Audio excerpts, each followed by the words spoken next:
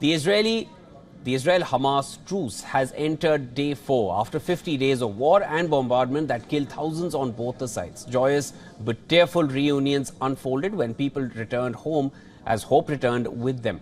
Now, emotions of longing, emotions of relief bathed the streets as people welcomed their family members at both sides of the border.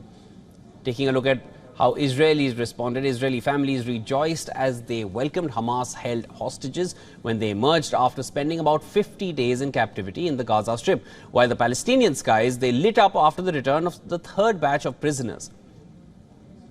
A 21-year-old Israeli woman had an emotional reunion with her family at a hospital where she is undergoing surgery after her return. She was shot in the leg by Hamas militants in the 7th of October music festival attack.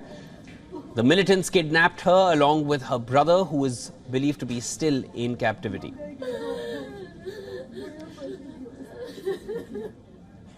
Then Abigail Eden, a girl who turned 4 just last week while being held in Hamas captivity, has become a symbol of hope for the war-torn families. Abigail, whose parents were killed in the October 7th attacks on Israel, was the youngest U.S. citizen held by Hamas, and she returned home on Sunday. President Joe Biden addressed Abigail's return in televised remarks, saying that what she endured is quote-unquote unthinkable. היה וואו, לא האמנתי עד שלא ראיתי. לשנייה אחת לא האמנתי. עכשיו אני קצת יותר רגוע. לא רגוע לגמרי, כי יש גם שמחה וגם יש את החוסר של רועי וסמדר. After 49 days in captivity, an 85-year-old woman was embraced by her family and was pictured beaming alongside them in Israel. The Holocaust survivor, who was swept away on a golf cart by Hamas militants, is determined to fight for the captives and hostages held in the Gaza Strip. As per her family, the 85-year-old's eldest grandson, who was also abducted by Hamas, remains in captivity.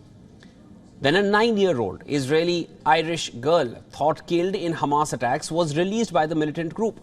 The girl, who celebrated her birthday in captivity, was welcomed by her father and sister after her release. She was kidnapped from a friend's house when Hamas militants swarmed into Israeli communities on a deadly onslaught. Meanwhile, on the other side of the border, Palestinians released from Israeli prisons returned to a hero's welcome in the West Bank after being released by Israel. The longing families of the released are seen hugging them in almost disbelief of their return back home. The cheering crowd hosted the released prisoners on shoulders while many waved victory signs. These visuals are from the third of the 4 planned swaps under the third ceasefire, set to expire after today. Now, Palestinian families in Jerusalem were seen rejoicing as their relatives were released from Israeli prisons. Hostages released on Sunday include teens and young men, all aged 15 to 19 years. The Palestinians held by Israel were largely accused of public disorder, threatening physical harm to Israeli officers, and of links to the militant group Hamas. Now, shifting focus to international captives released in the latest exchange. Hamas has released 3 new Thai nationals who are reported to be in good health. Thailand's Prime Minister has confirmed their return through the social media platform X, saying that he was happy over the return. So far, 17 Thai hostages have been released after being kidnapped during Hamas raids into Israel.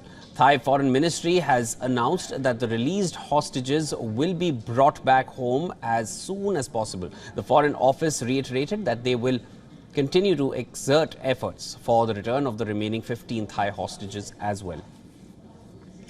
Now, viewers, please remember this, that families of hostages not slated for release from the Strip in the current truce continue to endure the nightmares. Most of the released on the other side will return to flattened homes in the Gaza Strip after the Israeli strikes. The 4th set of people are set to be released from both sides, and while joy of the families remains an unmissed emotion, people on both sides are wary of what might follow as the temporary truce has entered its final day.